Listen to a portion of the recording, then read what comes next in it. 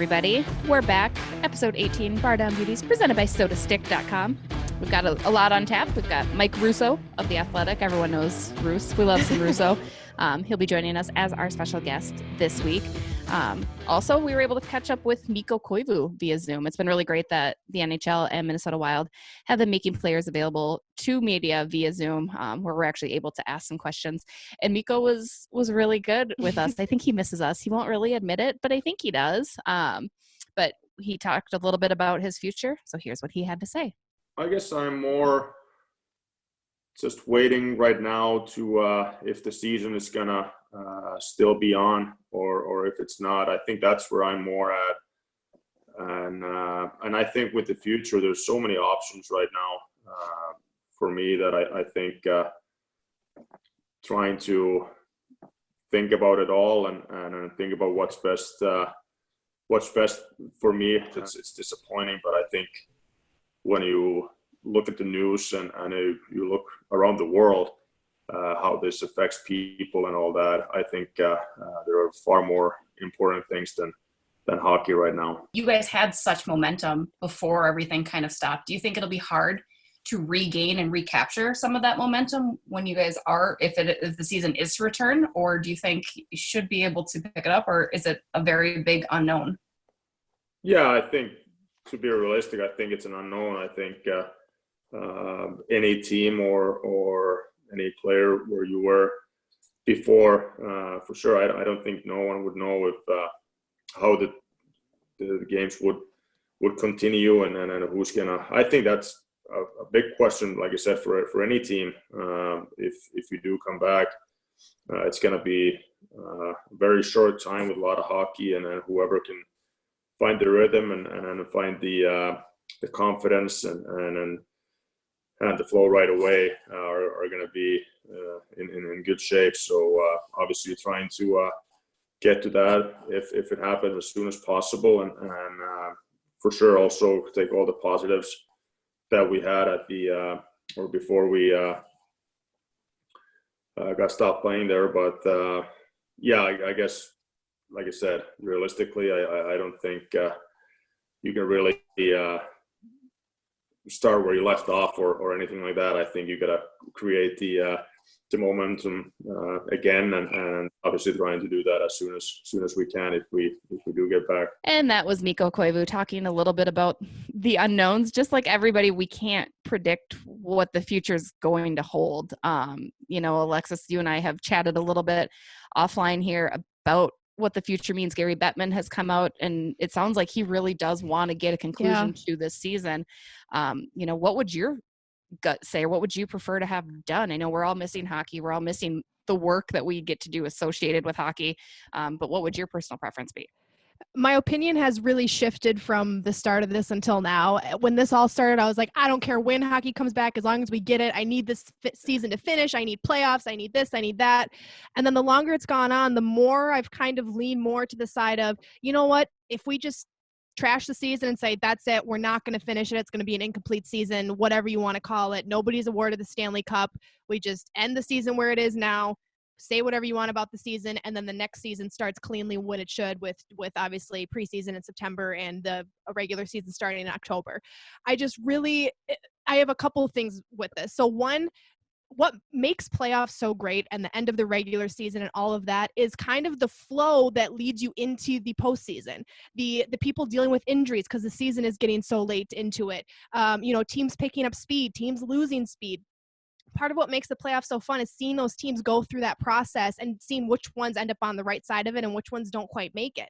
Now that we've had such a big gap, there's, the injuries aren't the same as they would have been had it been played at the normal time. Players have had more time to rest. Players have had, most of them, if not all of them, are probably still training and working out and trying to keep in shape. And it's just a lot of teams were on fire leading, the Wild were one of the teams who were playing better. Russo, in our interview with him, talks about the Flyers. There's a lot of teams who are really picking up speed while some other teams were kind of falling behind. And what makes that so fun is seeing that happen. And now we've had this huge gap. The other thing is I don't want the next season to be affected at all. I want that season, if we can have it be as normal as possible. That's what I'm hoping for. I don't want that season to start in November or December. I don't want playoffs in August. As much as I want hockey to be back, trust me, I'm not saying I don't miss hockey or anything. Jesse and I miss hockey just as much as the next fan and member of the media and the NHL and all of that stuff. But I want normalcy as soon as possible. And I think that if you try to finish this season, it's going to really affect the season to come. And I don't really want that. Right. I mean, and I think, as long as we've continued to talk about this, I've always constantly kind of said, nope, there's no way. There's no way that you do this. There's so many mitigating factors that have to be considered. You have to find the availability at the rinks. You have to, and that's just logistically speaking, as we talk about with Russo, there's the whole laundry list of how do you protect the players? How do you protect the staff? How do you protect us media members from now Fans, being if exposed? There are going to be some, right. Like, so there's that to consider. Again, I always go back to, and selfishly speaking too, I enjoy my summer off. I need a break from hockey. I'm at the Beauty League, starting in July and August. That's 2 nights a week. And it's a lot. It's draining. I'm like, I don't want to spend a gorgeous July evening in a rink. And now it's like, now you're going to impede on that a little bit for I have not summer only our jobs as lives. well that would be affected if we were required to report on games and stuff like that. So and that's what I mean. It's just the longer you push it off, the more issues it seems you're bringing up. And then the other question you have to ask is, the NHL is a business. Sports are a business. You need to find a way to make money. So is it more worth your time financially to just cancel the season, or to have a season finish but not be able to have fans who are how you get most of your money? I mean, you have television to consider, right? Like TV money, TV rights, like that's huge dollars. So of course I completely understand Bettman and actually every league commissioner saying, no, we got to figure out a way to make this work, because you're right, they're out so much money. Also, thing to be considered too is now how does the CBA work, and what are players getting, because they're not working right now either. And it's not, it's not their time off. So it's a very weird thing. Ultimately, I would like the season just to kind of be canceled. Again, I miss hockey. I miss the work that I get to do with it. I miss that normalcy. I miss going to the rink. I miss seeing the players, the coaches, my media friends. I miss that part of my life, as everybody misses the work part of their life too, I think, a little bit. I know that's crazy to admit, but even your 9 to 5, it's like I don't need 35 days off in a row. One is nice, 2 I'm done from time to time, but I don't need 35.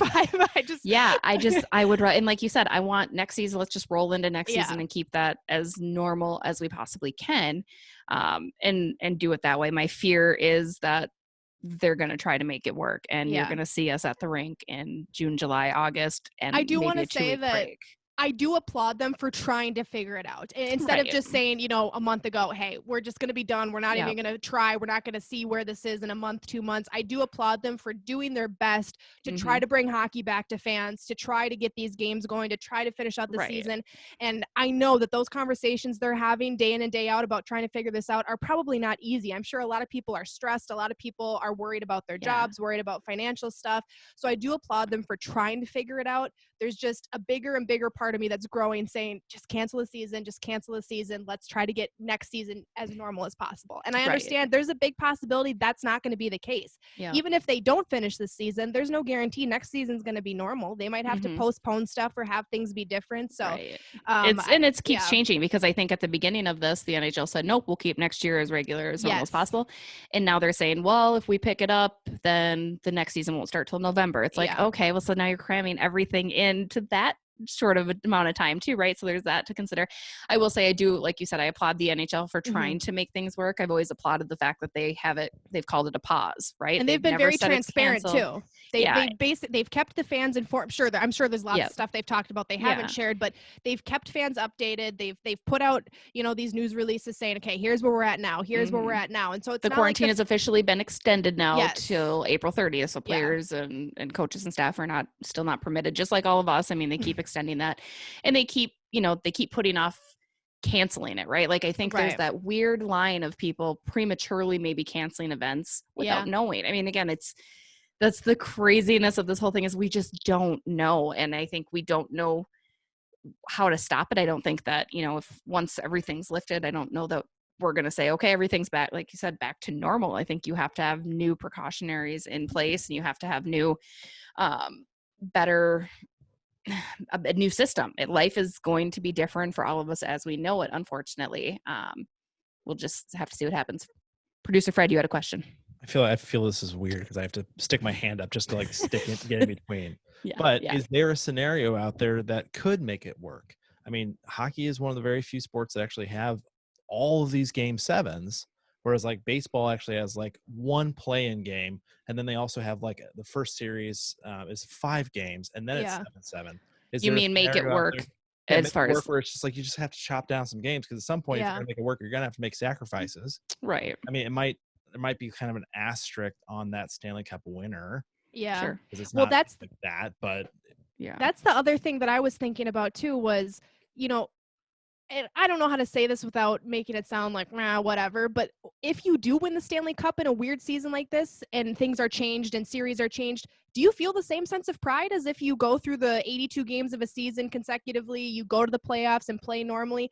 Is there that same sense of accomplishment, that same sense of pride that every other team who's won it in seasons past have had? I feel like, Because as you're not Fred said, grinding there's- it out. yeah, You're I not. feel like there's an yeah. asterisk on it. And it's kind of Mhm. like, you know, as much as I want the Wild to win a Stanley Cup, if they're the team that wins it this season, there'd be a part of me that would be like, well, it seems like that wasn't right. Like something there changed in order for them to have to win. And I wouldn't like that as a fan. I really am curious how the players would feel about that.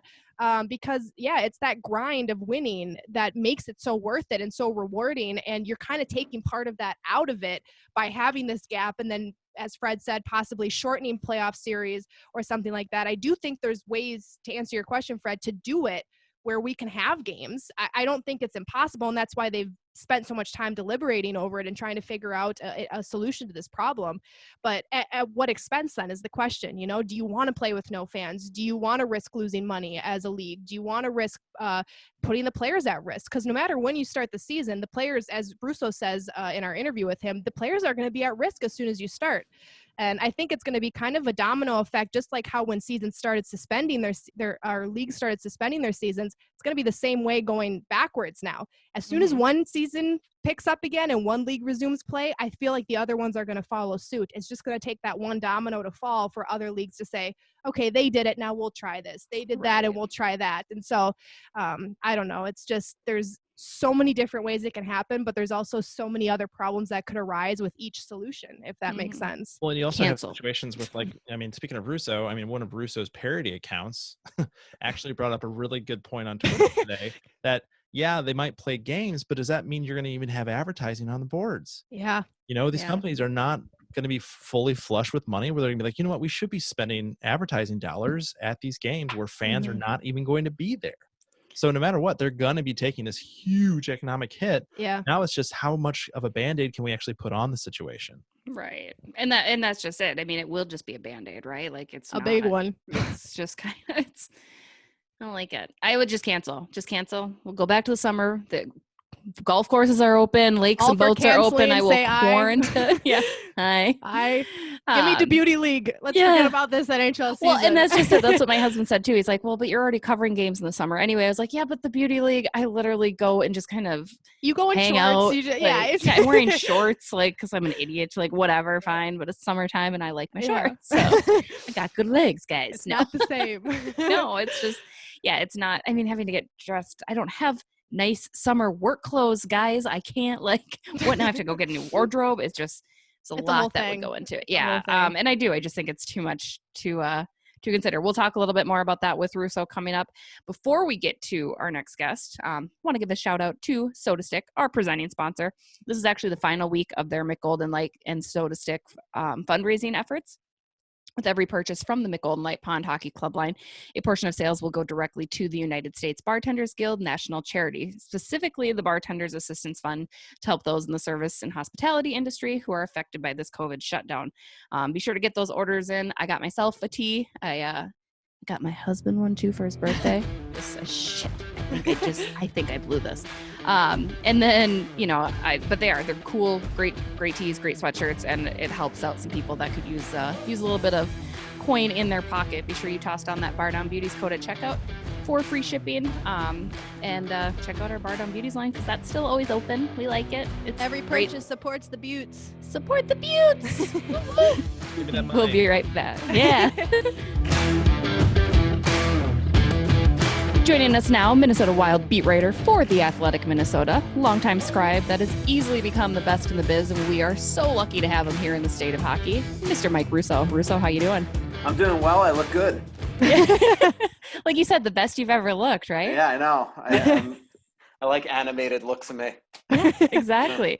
Despite being on TV, not a fan of being on camera, huh? No, I cannot take the FaceTime, the Zoom, I do not look good. And actually it's a great excuse right now. Like the selfie camera on my phone is legitimately broken. Like if you look, I mean, it's like an orange cloudy hue. And so like, that's a good excuse right now that I can't FaceTime with my family. So, Nice. Is your mom just missing you, missing yeah, her boy? she thinks that she's never going to see me again. That's obviously, that won't be true. That won't happen, I'm sure. But man, it's a strange world. There's no doubt about it right now. Yeah, how are you holding up with everything? I mean, we were all kind of in the same boat preparing for Vegas. I mean, morning skate was a go when we woke up, and then the world kind of stopped. Walk us through that day for you and what it's been like since. Yeah, no, it's really unbelievable. I mean, I remember doing a podcast with Dan Myers and Kevin Gorg a couple days before when we were in California, and we were in the hotbed really at that point out in California, and you know, I basically was poo-pooing the fact that they would play in front of empty arenas, and then all of a sudden, I remember I was talking to Eric Stahl about this yesterday on the phone, but the day before, remember Stahl was not on that road trip. Mm-hmm. Man, I didn't even think of that part, that he has not, that Stahl himself had missed the last 3 games of this season, but he was not on the road trip because his father-in-law passed away. And we asked him at the practice before the Vegas game, like, what would it be like if you played in front of empty arenas? And he was even telling me yesterday, like when we asked him that question, it didn't even dawn on him that the next day, it wouldn't even just be empty arenas, that they would just cancel everything. And it's just crazy. The way life has changed, and now it's like we're talking about what will the new NHL even look like, or all of sports look like when we get back. I mean, will there be handshake lines after playoff series? Will there be goal celebrations where you hug your teammate? Will there be mandates that you can't go into hockey arenas or any stadium without masks or taking your temperature? And will there be staggered seating in the crowd? I don't think any of us can answer this question. And the one thing that we definitely can't do is really predict what the damage that will be to the revenues of all of these sports. Yeah, it's weird because we can kind of talk about what it's going to look like all we want, but you don't know until it happens. And even if they make a decision, they could get a few games in and say, this isn't working, we have to do something else, we have to be safer, or whatever it may be. But our lives as media people have changed a lot. You are someone who a lot of fans of the NHL and hockey in general rely on for info. How has your job changed over this time, and how do you kind of report now and bring info to people who are looking to you to get them information on how this season is going to finish out? Well, I mean, I will say, Alexis, I mean, it's the best thing, as you guys know, of covering hockey. I mean, these guys are so accessible. I mean, even today, it's just I'm looking at my phone, and I've talked to everybody from, Sergei Fedorov to John Torchetti to Ryan Stoa to Ryan Humble Suter. Name drops here, Bruce. Yeah, I know, but I mean, but that's the way it works right now. It's like you are. I mean, I'm just looking at my phone and the amount of people I've talked and texted to, so everything takes a little longer, but that's the best part of covering this league. I said on another podcast yesterday that, I woke up at 8 a.m. yesterday. I texted 6 or 7 players about a story idea that popped in my head, and all of them wrote back, yeah, call me today, call me tomorrow, call me whenever. I mean, that's the best part of covering this, this league right now. So everything's taking a little longer. You manufacturing stories, you're writing about kind of a figment of all of our imagination, since sports doesn't exist right now. But we have a lot of good stories kind of in the works right now at The Athletic. Luckily, we have 400 writers and 60 or 70 hockey writers that are keeping us from giving content on an everyday basis. But man, I was just shows you how you get into your little, old patterns. Like I was just on YouTube kind of rewatching the 2003 Western Conference playoffs with the Minnesota Wild. Because again, I didn't cover that series. And I was on just a group text with Ray Ferraro and Andrew Burnett, and I told Bruno that they're re-airing that game tomorrow night on Fox Sports North on Saturday night. And Ferraro said that was the night that Patrick Waugh looked at the tape and said, "If that guy could deke me, I'm retiring." I mean, it's that's the type of thing. You watch that video of that goal and seeing how proud Jacques Lemaire was, and Andrew looking at the sky. I mean, that was the good old days of the Minnesota Wild, and I wasn't even there to document it. It's hilarious. I was just having the same exact conversation with Bruno a couple days ago because we were talking about getting him on the podcast and remembering that game, and we had the same exact kind of similar conversation. No Ray Ferrero on mine, but Bruno and I had a good You have to chat get Bruno. You have to get Bruno on your podcast just for the laugh. Yes, right? His laugh is incredible. It's infectious. Yeah. And everybody would love to hear and see him again on here. I know, I would agree. You know, you mentioned kind of how you keep stories churning out. Isn't that kind of the nice thing about The Athletic too, though? I mean, the stories and the content that you guys are producing aren't just gamers. They're not just related to that. And you've had that flexibility to be able to really give readers some unique content. I mean, is that what made that transition over to The Athletic and switching and doing that and leaving the Star Tribune a little bit easier because you were excited about that new endeavor? Yeah, I mean, at first it was hard. I was very nervous because it's a different world now. Now I don't know if I could ever go back to a newspaper because, I used to write long as it is, but now I write really, really long. Like I'm doing this oral history of Game 7 of the 2014 playoffs for that playoff game against Colorado for With Monday. Nino, yeah. And I mean, you don't have to worry about chopping it into a little finite area of space. And I've talked to so many people for that story. There's so many things about that game that I covered that I didn't even know until after the fact from talking to 12 or 13 or 14 people. And it's going to be an exciting story. I hope it's as fun for people to read as it was to absolutely report on. And now I just got to write it. But yeah, that is the fun part of The Athletic is, right now I'm working on 4 or 5 different types of stories that are going to run in the next couple of weeks. I'm really excited about, but it does take a lot more creativity. You definitely sit at your computer a little bit longer and things like that. And you forget that, and all of us know, you forget that during the course of a hockey season, how really easy the job actually is because you're just reporting on the stuff you're seeing. And Right. and there's a routine and a pattern to it where now every day you're waking up and it's like, all right, what can I write today? What would be interesting for the readers? And the stuff that you sometimes are really excited about doesn't get as much engagement as you thought. And then other stories that you didn't think were going to be, well read or well received are very, very popular with our fan base and or our readership at The Athletic. And we have a lot of people here in Minnesota that are very passionate hockey fans. And that's the fun part of The Athletic is that, if you're paying for your sports news, you are probably the top 1 or 2% in terms of diehards. So there's this kind of feeling that at this community, even though it's a lot less people that I wrote for at the Star Tribune, you feel like you know who you're writing to now. We've really built this community up, and it's just been really exciting change. Back to that 2014, if you need, my husband actually just found a rap that I wrote after a few adult beverages following that game about, need a writer. Like he gave it to me right before we started recording. He's like, hey, you should talk about this. So if you need, a performance or anything. I absolutely would. It's funny that you said that, Jesse. So we're not only am I going to have the story on Monday, but then FSN is re-airing the game on April 27th. Nice. And that day we're going to have a lot of fans give their memories of that game because, I was obviously in Denver at the time, but the videos of people in bars going crazy here and stories, I have one person I know that his parents just got him a new futon and he was jumping up and down. Declan Goff from Score North told me a funny story about him being paraded around St. Cloud State bar at the time. Ooh, go ahead. Even my editor was living in California and was going nuts in a bar. So we're going to ask a lot of fans their experiences and then kind of turn it into something. And then the other thing that I'm thinking about doing that night on April 27th, that they're re-airing the game, is doing a live Q&A on The Athletic that I'd love for you to join with me. Heck yeah. Yeah, Yep. that I don't have a drunken rap that I wrote after that game, but same series but different game. The Nina or the Granny OT goal. Yes. My sister secretly recorded my dad and I watching that, and there's just a video of us screaming for about a minute straight when he scored that goal. And I still watch it from time to time because it's so funny. We had no idea she was recording us, but that was a pretty fun series for the Wild. Yeah, I just watched that YouTube video last week, and that might be the best individual effort that I've ever seen in a Wild player. I mean, that whole play.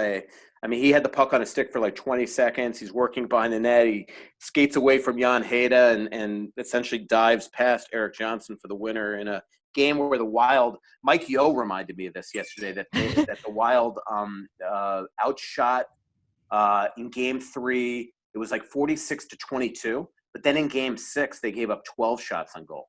I mean, just dominant performances.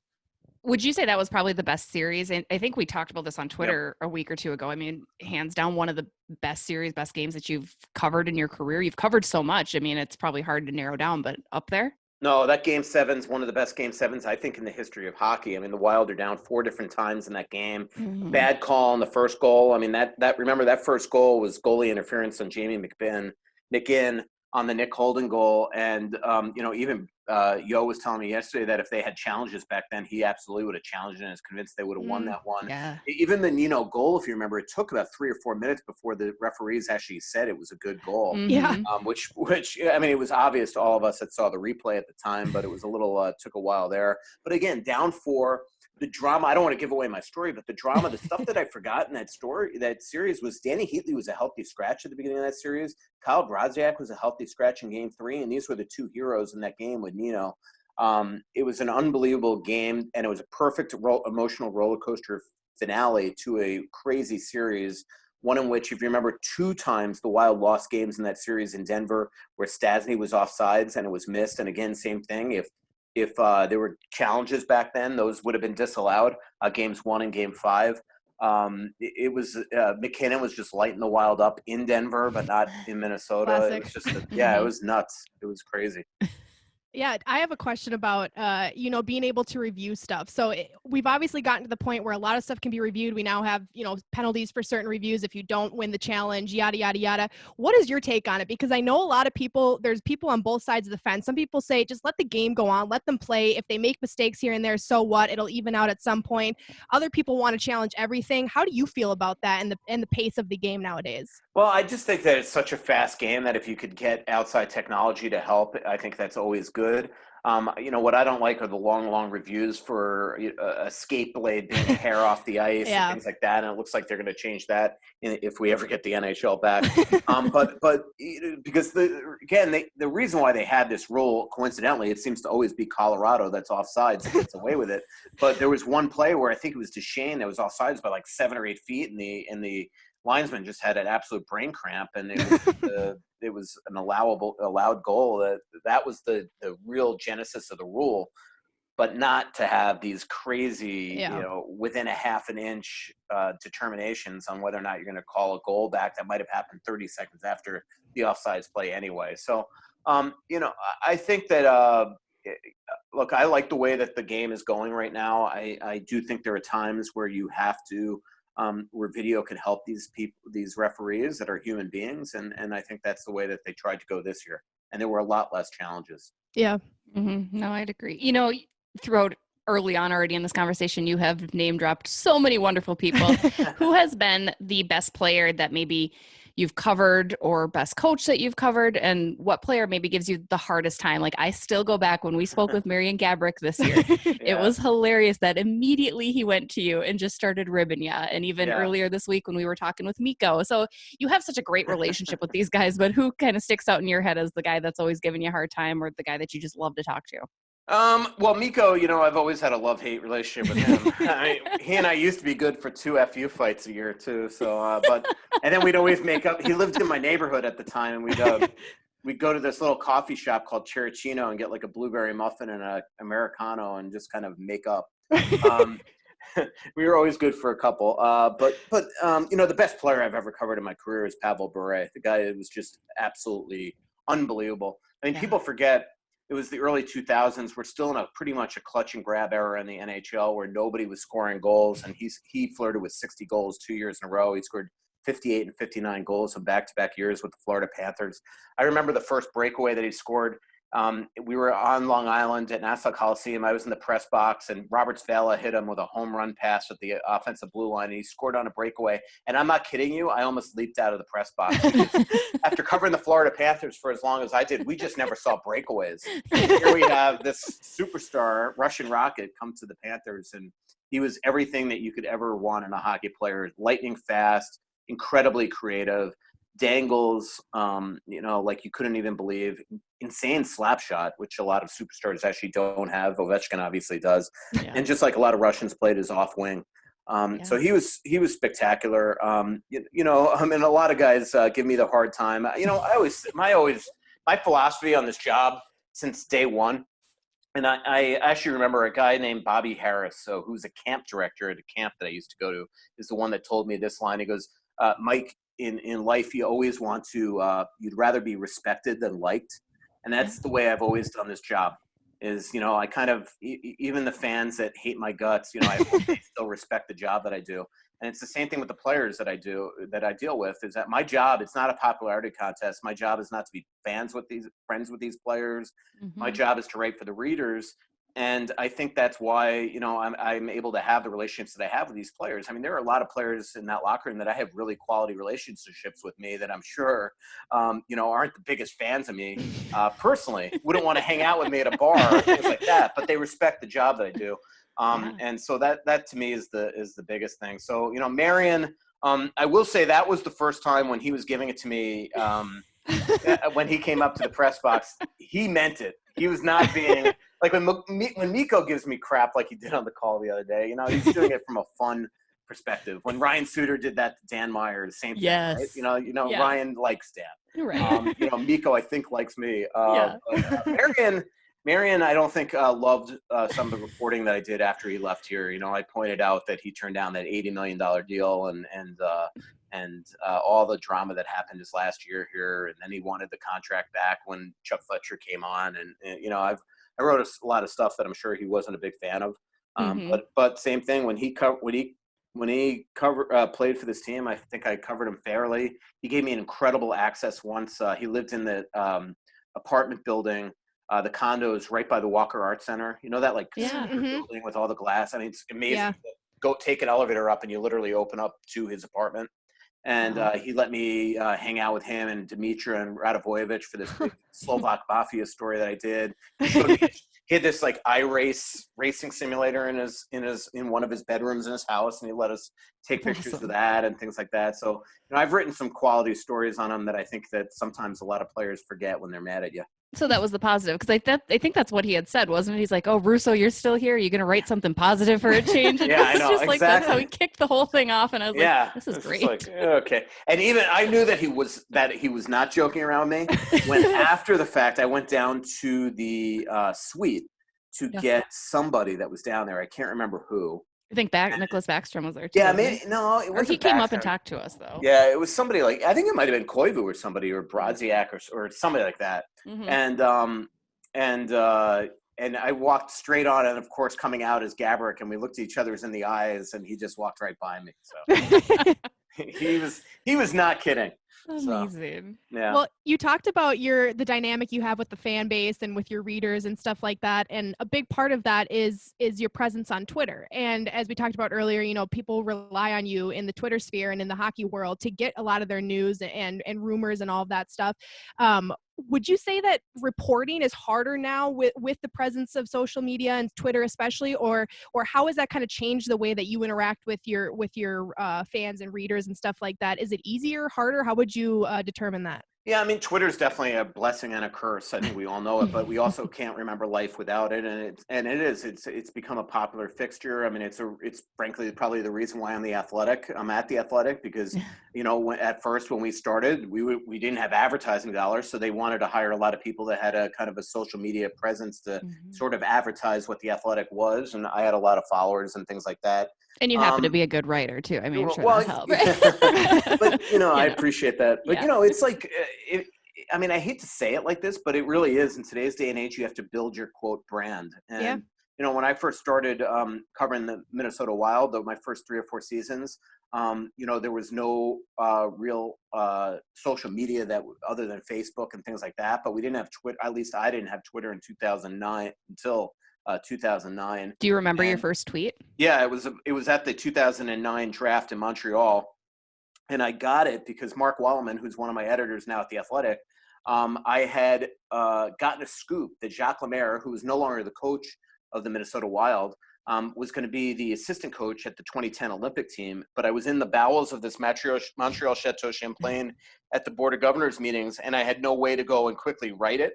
And by the time that I was ready to write the scoop, it was already broken by TSN. And he's like, we're going to get you on Twitter. And they set up a Twitter account. I didn't know what Twitter was. At that draft in 2009, that next day, I broke the story that Chris Pronger was traded to Philadelphia from Anaheim on Twitter. And that's sort of where I all of a sudden got a bunch of followers at that first thing. So I mean, it is an interesting dynamic, the whole Twitter thing, but it helps you build your brand. It helps you, self-promote too, when you're going to be on the Fan, when you're going to be on Bar Beauties, when you're going to be on whatever. And so it helps from that. It helps you break news. I mean, a lot of times I don't like to break news on there, but that's the way the world is. I knew a month and a half ago that if I didn't tweet that Bruce Boudreau was fired, it was going to be broken by somebody else. So you got to tweet it. Sometimes, like when Chuck Fletcher was fired, I was able to write an entire story and tweet out the link before it was broken, because that's just one. Same thing with the Paul Fenton story last year. Like, I was pretty convinced I was going to break that story. So I wrote the entire story before tweeting it, because I wanted to drive people to our site. And and so there are times that you have to think of it that way. And where I really learned a lot about Twitter was in 2012 during the Suter Parisi negotiations, where for 4 days I was just sitting at my laptop staring at Twitter. Everybody's throwing out rumors. I didn't know anymore what was real or what wasn't, and it was starting to affect my writing. You're seeing people saying Minnesota Wild out of Parisi Suter, and they're quote unquote anonymous insiders, but you don't know if they really are, who they are. And so I was starting to make myself crazy. And so I finally decided to be an old school journalist and go out and break the story. And, that's where the old thing where I stalked Parisi at the airport, hiding in the bushes at the St. Paul airport, looking at Suter's plane landing and, things like that. And so that was kind of the good old days of where you also learn that you on Twitter can't believe everything that's out there. And sometimes you have to go out and do the stories. So, where I think Twitter gets bad is that a lot of local writers just don't even try to break stories anymore, or don't even, from a work ethic standpoint, don't try, because they just know that in today's day and age, people forget who breaks the stories. Years ago, you had to own it for an entire day and be humiliated if you scoop, because there was no way to get it up there was no internet, there was nothing like that. And now you kind of wait for somebody else to break the news, and now you've got the story and you can just continue to write. So I still am kind of a little old school that way. I think you got to do that too. I mean, like you said, it's people want that breaking news and they'll go to Twitter to seek that. But at the same time, you want to make sure it's still accurate, because you still have that as the number one part of your job. I have to remind people that all the time, like, oh, are you going to break this? Are you going to do this? I'm like, I don't have the sources to confirm that. So no, I'm not going to say anything. I will let someone else do it. Yeah. And the other thing is, like, stories change. So it's like, during the Suter Parisi thing, you could write tweet one thing 1 minute, and either be wrong in 2 minutes, or the story evolved to something else in 3 minutes. And so, that's, I used to say a couple years ago that we all needed to go back to journalism school and have a summit on how we write stories, because the goal of writing a complete story is to write a complete story. It's not to, every time you hear something, put out a tweet in real time to eventually get to the story that you want to report. And that's the toughest part of Twitter right now, is because you're competing with so many different people that, the old hearing this is about to happen, when it might be just a little snippet of a bigger story. And that's why, one of the toughest things I've dealt with all year, I'll tell you, actually maybe in the last 5 or 6 years, was the Parisi potential trade that happened at the deadline this year. Because I knew that first of all, I've been dealing with that for a year. Okay. I started really last year when I sat down with Zach and he voiced the fact that he wasn't very happy.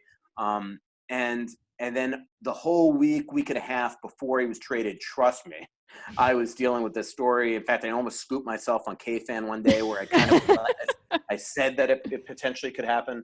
And so at a minimum, at least, I had this massive story already written in case it happened.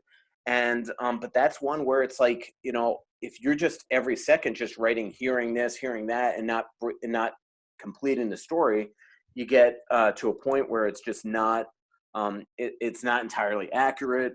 And you're just putting out little snippets of information instead of the entire story. And one of my biggest fears was, I knew how complicated the trade was going to be.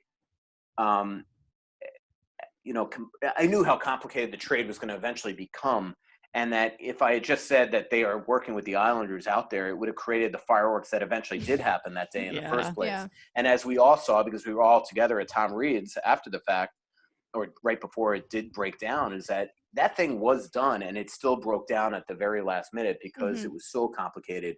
And that was my biggest fear the whole time. But once there's a perfect example, is where, as the local beat writer, you have to have a complete, total story where a TSN reporter is able to just throw out a little snippet of news and create the fireworks that happen that day. And so that's the other thing that I think fans sometimes have to realize is that, where the local writer needs to explain to the local fans exactly the completion of a story, a national writer doesn't have to worry and break news from a standpoint of completing the story. They're just able to throw out a little quick tweet out and move on to the next story.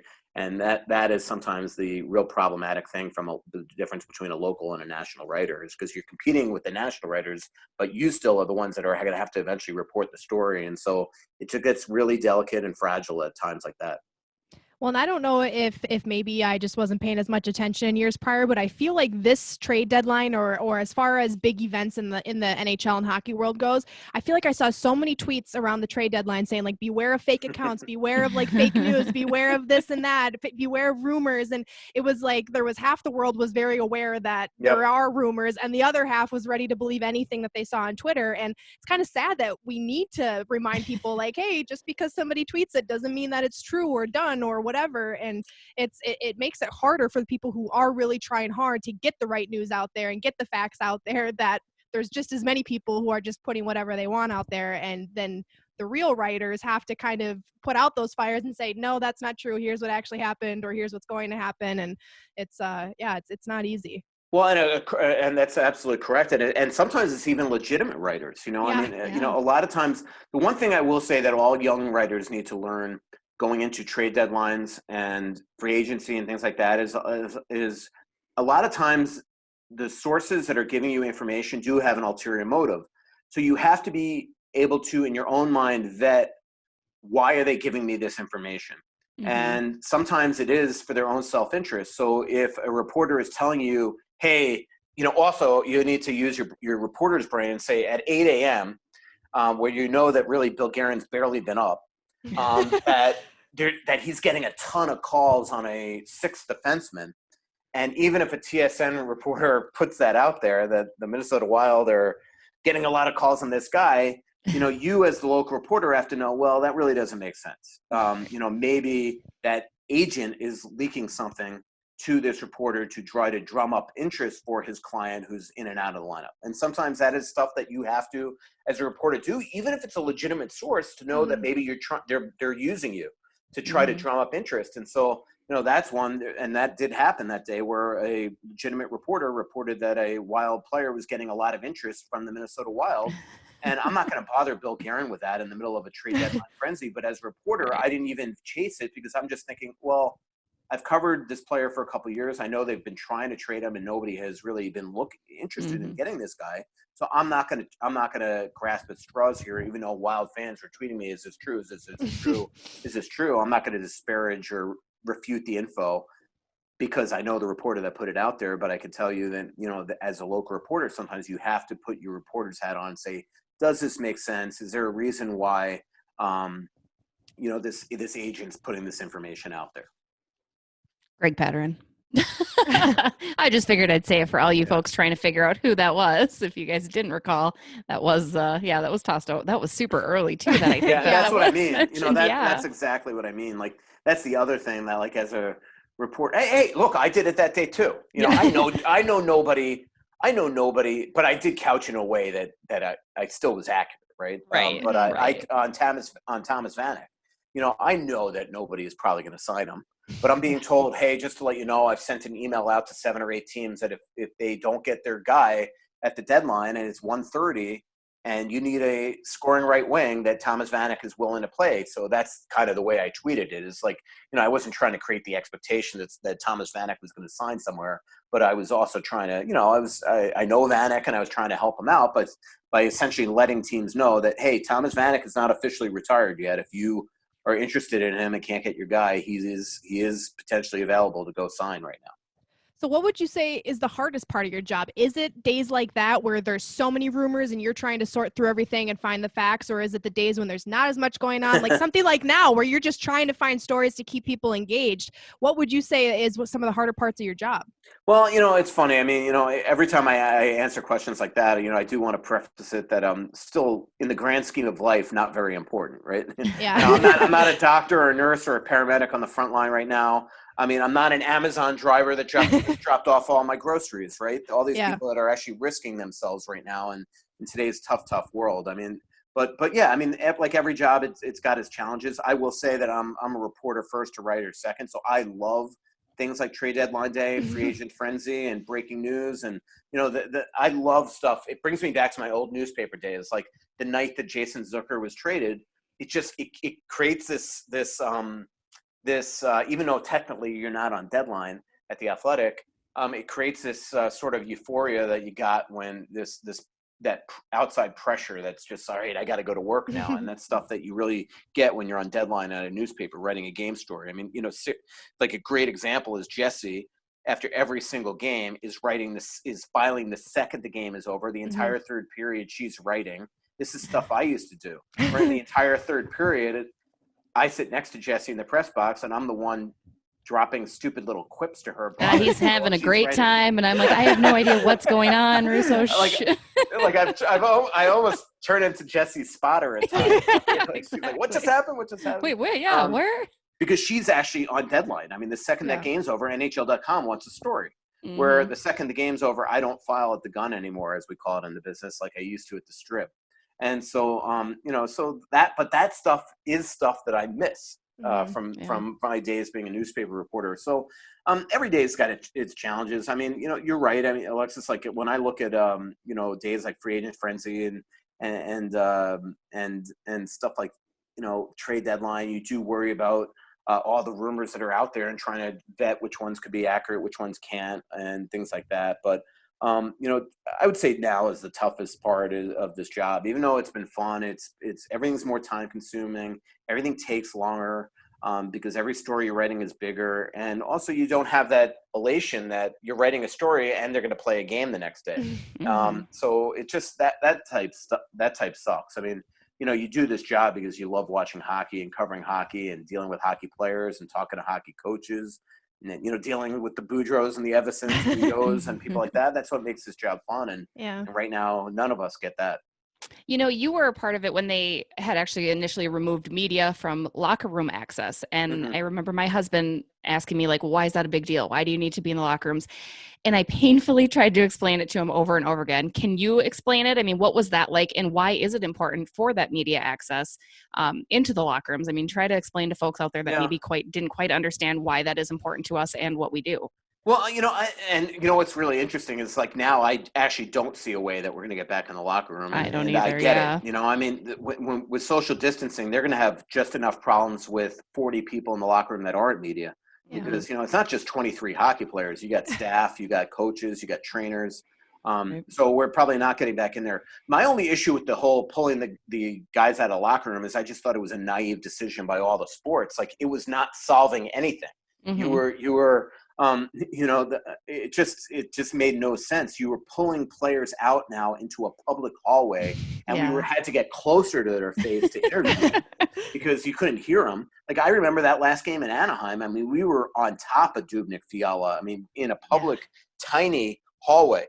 The night before in LA, I'm interviewing Spurgeon, and there's cleaning people walking by us, like bumping into us with mops and things like that. And poor Jared Spurgeon, who could be in a gigantic LA Kings visiting locker room with media, is now dealing with having to talk to us pasted against the wall with us next to his face. So that's why it just made absolutely no sense from a social distancing standpoint. And it was just what to me it was all these sports trying to, in a fallacy, portray this picture that they were doing something in response to this COVID-19 scare, when the reality is the only reason why they were doing it was to make us all think they were trying to do something because they didn't want to cancel games, play without fans, and things like that. Initially, I mean, nobody knew the seriousness of this at all at the time. Me being definitely one of them. But again, my big gripe with it was not that we weren't allowed in the locker room. It was that you were pulling these guys out into situations that they were actually in more danger. But in terms of why you have to be in the locker room, and again, it's going to be a new world when we get back. So I don't want to sit there and create this fiction that we should be allowed back in there, because right now I think that we are the last that they've got to worry about if we get these games playing again. It should be press conference settings and things like that. But the reason why is because you develop relationships with players. you're able to, especially, and that's very important with me at The Athletic, because I don't want to write, no offense, the same story as everybody else. Right. When you're just going to read those, you're the one, I mean, technically, the Pioneer Press and Star Tribune are subscriber based as well. NHL.com is totally free. So, Yep. if you're a Wild fan and you're reading the same exact story on NHL.com that's in The Athletic, to me, Why there's would no you reason pay to for pay for it? The Athletic. Yeah, right. So that's the big thing. I mean, Jesse sees us, and Jesse does it too. I mean, look at the relationship that you have with like Mikhail Granlund and things like that. Right. I mean, we know these players as people, and we're not always. It's not a scrum scenario in front of every single player. So you go over by a locker and you shoot the breeze with Devin Dubnyk, and inevitably something funny is said or something interesting happens that now you write. And that's to me the fun of covering this sport. It might not be as big a deal if you're a football writer where everything is so regimented. Exactly. And you're used to that. But the one thing about hockey is, again, you have personal relations with a lot of these players. That's just the great thing about this sport. I mean, you guys know it's you can't sit there and just text Joe Mauer or Justin Morneau in the middle of the season or something like that, where, if I text Zach Parise, I know in 1 second he's going to text back. That's the difference in sports. Same thing with Miko. I mean, Miko the other day after our call sent me a thank you note for being on there. I mean, he was good. He was good. I was surprised he talked a little bit more to us than I think he normally would have. So exactly. Yeah, it's very cool that you made your bed today. Thank you. Fancy. We talked about, you mentioned how it's going to be very different, even if games are played at some point in the near future here, or how it's going to look for us media members. And I know you've shared your opinion on many different platforms, but for the Bardown Beauties listeners who maybe haven't heard your opinion yet, how do you feel about the ideas that are being thrown around for how this season finishes, and if it does finish at all? Well, I do think there's an incredible pressure on both the leagues and the networks to get games back on the air, and that to me is, if you're a fan that wants to see some sports, whether you're in the arena or not, at some point that's got to be a really good solace for you, because you know that these leagues want to get as much revenue as they possibly can, and TV needs to put games on the air and to really alleviate some of the incredible damage that's going to be done to revenues. I know the NHL wants to get those games back. Right now, I have trouble envisioning it, but I do think that one good thing, if you want to call it a good thing for lack of a better term, is that the Olympics were canceled. So that opened up a giant runway now for the NHL to continue to play on into August. And you could conceivably, award a cup in early September and start us next season in November and have a full season next year. What I really am concerned about is a couple things. One, I don't think this virus is just going to magically disappear off the planet, especially without a vaccine. So will the NHL and all these sports leagues be willing to continue to play if all of a sudden players test positive for COVID-19 in the middle of, not only if we resume this season, but you can't tell me in November and December of next year that this is just not going to be a thing anymore. So if all of a sudden we're playing and it's November 15th, then somebody on the Colorado Avalanche or the Minnesota Wild or the Chicago Blackhawks test positive, are we shutting down sports again? Or are those teams going into quarantine? I mean, there's just going to have to come a point where we live our lives. And so that to me is my biggest, somebody's going to have to answer that question for me, is, are we just going to stop every time somebody tests positive? Because if that's the case, then we should never any of us go back to our lives. Just going to end, right? So that to me is what makes it a little bit shocking or a little bit unlikely that we see hockey again this summer at a minimum, but that to me is the biggest thing. I like all the ideas that they're having. I do think that we'd have expanded playoffs. I think the Minnesota Wild will be back. One other problematic thing is all these players in Europe. I mean, as we get back to normalcy here, it's going to be a slow getting back to normalcy and ease into everything. And does that mean that all of a sudden guys can fly back here? Some of those countries are closed. Some are open. Like I think Germany's starting to slow ramp up. Sweden's basically been open. Like I think you can go to restaurants and things like that. Finland just started, Miko said the other day. And then the other thing is our work visas. A lot of these guys are going to need new work visas as well. So, man, it's just a lot to it's a figure lot. out. Yeah, I mean, I can't imagine. I'm sure that every day at the NHL offices, when they write something down, all right, we got to figure this out. Like Yeah. 6 other questions pop back up. Yeah. I know. Yep. I mean, do So. you foresee what of all the options that have been given? I mean, which do you like best? Do you like the idea of one location, say it is Grand Forks, and Mhm. every game's played there? Do you like Or the the idea of no no fans, fans? yeah. Or yeah, Well, I mean, let's what put it kind this of way. scenarios? It could be both. I think that they will have 3 or 4 different, 3 or 4 is what I'm told by the NHL, central locations that will probably have no fans. And Mhm. I don't think it would be Grand Forks, but I would think it's going to be cities that they have a list, essentially the way it's been explained to me, of, say 15 cities that have multiple arenas with very nice hotels. So say Minnesota, like Minnesota would be near the top of that list. And you could have XL Energy Center, you could have Target Center, you could have Ritter Arena, all these places that have NHL-sized rinks. Mhm. And you could have, 3 or 4 other types of places as well that have multiple rinks, and then you could bring games there. I don't see any scenario that's going to allow fans back right away. I just don't. And that to me is the next problem is, as I mentioned, I was talking to Stahl about this yesterday. Can you imagine what it's going to be like to play hockey with no fans in the crowd? I mean, you're going to be able to, first of all, from the press box, it's going to be a To dream even cover, for all, yeah. Yeah. for you, me, and Jesse. It's going to be incredible because, I mean, it's going to be, we're going to Selfishly, I we're gonna want to hear experience everything. that. Like Yeah. we're going to Yeah. hear the coaches, we're going to hear everything that's being said. We're going to Yeah. hear the FU fights between the refs and the players and the coaches. Yeah. We're going to hear all that. But are you not going to hug your teammate after after a goal? I mean, how are these guys going to get motivated with no crowd? I can tell Yeah. you that I went to the Iowa Wild San Jose Barracuda game a day before the Sharks game back in early March, right before the shutdown. There were 300 fans in the Shark Tank, and it was one of the weirdest. Ask Dan Myers about this, Jesse. Yeah. It was one of the weirdest experiences that we've ever seen. I was there with Lepanta, Gorg, and Dan Myers. The coaching staff of the Minnesota Wild was there as well. There were 300 people in the arena, but yet they treated it like there were 10,000. Right. So they had the music pumping and the PA announcer and the ice girls and the Rusties in the crowd pumping up the fans, right? And it was just bizarre because nobody was there. And can you imagine if they're doing that still with nobody in there just to kind of create this atmosphere of the players? I just think it's going to be bizarre. Well, I go back to what Devin Dubnyk told us when he was on a guest on I our was just podcast gonna bring that up, yeah. earlier on, and he was saying how when he was in the ECHL, he's like there was nobody in the stands, but how much that took him out of the game. Like Yeah. he got scored on, and he didn't realize he got scored on because he just wasn't paying attention. Like he lost the puck. He's like, it was so empty, and I just could not. This isn't a game, he just couldn't get past that. Jesse, that is how Capo Kakinen broke his wrist or hurt his wrist. That is Really? what happened. So the day before Iowa Wild played the San Jose Barracuda when I was there, the day before they played an afternoon game in San Jose, Iowa. And Iowa scores in overtime. I think it was Brodzinski that scored. San Jose scores in overtime. I think it was Brodzinski. I could be wrong. Yeah. He scores in overtime, but there was no crowd reaction, right? Because nobody's in the crowd really.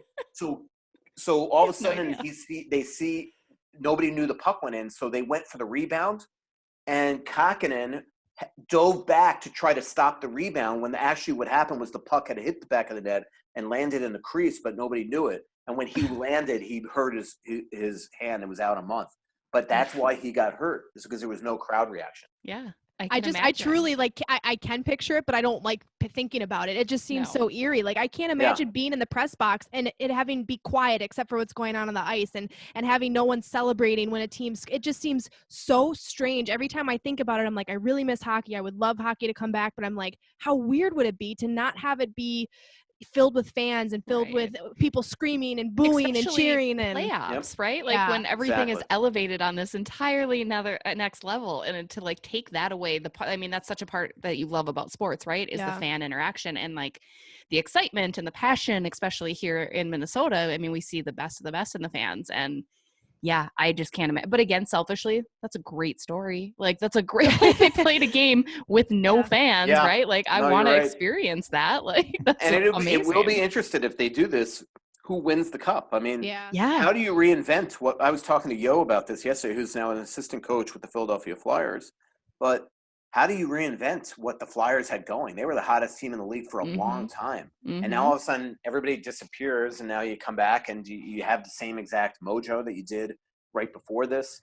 It's hard to, and another thing, Alexis, that just popped in my head too, from a standpoint of how realistic all this is that you're still playing a sport where you're breathing on each other and spitting on each other, and sweating on each other and bumping into each other. And how do you not spread the virus? I mean, especially if asymptomatic people potentially could have the virus. So I don't know. It just seems so unrealistic where we are right now. But this thing changes so quickly right now, and who knows? I mean, I just saw the report today in Minnesota that all our numbers are going the wrong way, from a deaths and people testing positive and things like that. So I just feel like it's still going to be a while here. Yeah, I don't think we've seen. I think that's what makes it so kind of surreal. Is it's not quite hit the Midwest like it has elsewhere, and I think the severity of it we're still not aware of, and it's makes it interesting, that's for sure. You mentioned Philly recapturing that mojo, and I know we talked to Miko about this a little bit, but I mean, do you think the Wild, if they were to come back, are able to continue that trajectory upward and make that fight and that final push that they need?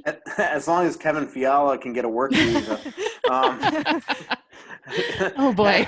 If Fiala's stuck in Sweden, who knows? Oh gosh. That to me was the greatest part of this year. We talked about Pavel Bure at the beginning, and trust me, I'm not going to start saying that Fiala's Bure, but but that was the most. Would you say Kaprizov is Bure?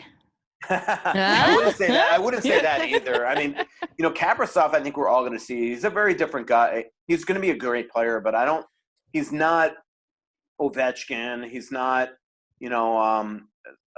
he's not. What they hope is that he can be like a Tarasenko or something like that, but he's not exactly like a lot of these guys. He's got very different skill sets and things like that. So I don't want to put that pressure on him yet. But with Fiala, I mean, to me, that was the most exciting part of the last month of the Minnesota Wild, was just watching that guy turn into a star right in front of our eyes. And now the question is, he had a great 5 weeks. Can he turn into a great 5 months whenever the Wild play a full season next? But, I do think that it's going to be difficult for all these teams to try to reinvent what they had. Maybe all this time off is going to be great for Devin Dubnyk, and he comes into training camp and is unbelievable, and he's the number one. Who knows? Yeah. That's the big thing, is how are all these guys spending their time not skating? Are they working out the way that they were? That'd be almost impossible. It's just a weird time, but I like the way that the Wild were playing down the stretch. I thought they were really good in San Jose. I love the way they played in Anaheim as well. Again, Fiala was just unbelievable. So Paul Fenton was right, or what? He was definitely right about him. Actually, a lot of the moves now in hindsight that Paul Fenton made, turned out, especially from a prospect perspective and things like that. Signing Nico Sturm, drafting Adam Beckman, and things like that. But I've said all along, Paul Fenton wasn't so much fired because of potentially the bad moves that he made as a hockey guy. He was fired, and if he was, he would have been fired right after the season, right? There's a reason why he was fired in late July. It wasn't because of his hockey decisions. It was because of a lot of the stuff surrounding the morale of the franchise, internally, in the locker room, in the front office, things like that really, Craig Leopold started to become aware of and didn't so much like. And that's why he lost his job at the time that he did. Right. Well, and Bill Guerin, I mean, it's night and day, like just the demeanor and the entire vibe that you feel being around the team as often as we all are. It's like, you can just feel there was a complete shift in a good way too, really. I mean, it just feels right, or it fits a little bit better. Well, definitely from an accessibility standpoint. I mean, he's just so easy to deal with. If you ask the right question, he answers it. He just wants you to be accurate. By the way, Brunette wrote back, he goes, I think Patrick looked over and saw who scored, and he had no idea who I was, and said, it's time. Bonjour. So the what I like about Guerin is that he was really patient, right? The one thing that was bizarre that actually might turn out in hindsight to be a great thing is that Paul Fenton really from January to February of last year just completely tore up the team. And that's Yeah. why I laugh sometimes when fans like, when are they going to rebuild? Like, I'm like, what do you think just happened in the last year? They traded Niederreiter, Zucker, Coyle, and Granlund. Like, it doesn't get much more rebuild than that. Right. And Guerin almost traded Parisi. So they're sort of in that. But you could do two things at once. You could rebuild but still make yourself competitive. And I think that's what Guerin is trying to do as well. So Guerin obviously turned Zucker into 3 assets, which is what I really liked about the trade. One, we'll see if Kalen Addison turns out to be a player, but they get themselves a quality young defenseman. They get themselves a first-round pick. And Galchenyuk wound up playing well here in the last little bit, and we'll see if he continues to play for this organization. And so I kind of like the whole demeanor of Bill Guerin. And I will say, and I'm not here to step on Paul Fenn any further, but Billy is so respected in the league that I do think that helps him with his colleagues when you want to make moves. And I think that, it helps him in recruiting athletes as well, is that when, Bill Guerin is trying to recruit a player to Minnesota, you're looking at Billy Guerin and you've got an immense amount of respect for him just because this guy's so freshly off the ice and was so good as a player and is such a great, great guy to deal with that players just like him. And I think his colleagues around the NHL are the same way with him. Sure, they look at him as the young GM that maybe they could try to take advantage of. But there's a respect level when they're on the other end of that phone call with Billy. I would agree. Well, I think we'll let you get going, but before we do, one final question for you. Who wins the cup first, Minnesota or Florida? Definitely Minnesota. Florida's just in God. I mean, they're just doomed. I mean, they've had all these great players for a long time too, and they just can't get over they're out of their own way. They just I don't think it's a shock that Bobrovsky went down there and wasn't as good as everybody thought. I just don't think it was. No, poor Bruno. Just I know. Going to the next. So hey, he's still living in South Florida, working with Plainville. Yeah, it can't be too bad. That's true. That's living on the water. Exactly. Well, awesome. Exactly. Well, Michael, thank you again so much for joining us. Obviously, everyone, go over, subscribe to The Athletic if you don't already, because not only do you get Russo, sometimes I'm on there, so that's exciting for everybody. But no, seriously, great content. We love working with you. I love reading you. You're my go-to person that I always try to get some good news from because you're the best. So State of Hockey's happy to have you. And I appreciate it. Thanks, Jesse. Yeah. Thanks, Alexis. Thanks for officially being a Butte. We'll be right back. And thanks again to Michael Russo for joining us. God, he's just so good.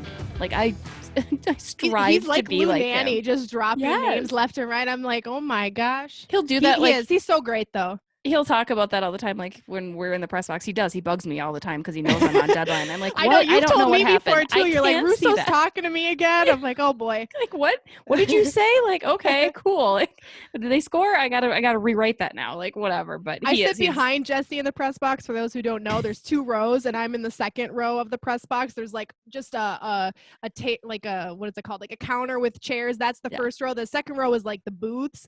And I sit behind Jesse. She's to the lower left of me, so I see her with her headphones on in the third period at Russo, like occasionally just turning and talking to her. I'm like, she has no idea what he's saying to her right now. No, and truthfully, it's hard because it's like I'm so busy and focused on like writing my gamer that I'm like, I really don't know what happened. Like I have to like watch the TV to like get the replay because it's just that's the nature of the business. But he is the best. Like I'm always asking him though too for different advice on like, hey, how did you get this? Because he name dropped all those people, but he has such great relationships with all of them too, which I think is just so awesome. I mean, that's why he's as good as he is. And like you said, even when he has those disagreements with players, I really respect the fact that he will go out of his way to like talk to him or say, hey, I mean, we had talked about the Jason Zucker, mishap when he had said, some things about Bruce and Russo did right away. The next time we saw Jason, he apologized to him and said, hey man, I'm sorry. I didn't think that was going to be taken that way. Obviously I should have followed, it was, he has such respect for the game and the players and everybody involved in it. And that's why he gets that respect back. And that's why he really is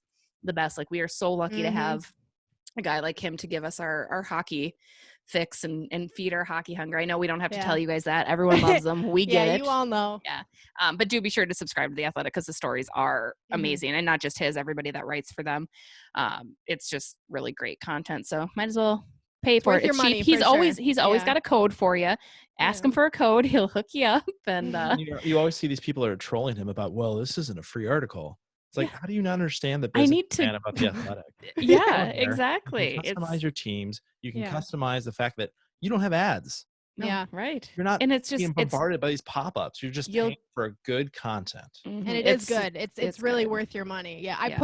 put off paying for it for a while. Like my dad and I were like, should we buy one? And he's like, I don't know. And I'm like, I don't know. And then finally we did. And now like my dad and I are constantly sending each other athletic articles. He's like, did you see this? I'm like, did you see that? And it's really not just good. Russo. It's like the amount of people, Yeah. like I always tell, and it's funny because as you guys have heard, people are always addressing me like, oh, you write for The Athletic, because that's like your gold star. Like Mhm. that's kind of your like, oh my God, you made it, because you're surrounded by these writers that I am just so in awe of, Heavy. Michael Russo Yeah. included. You know, it's just like it's pretty cool. So again, thanks to him for joining us. Maybe we'll get on his podcast. Russo, have us on your podcast sometime. We're cool. Kidding.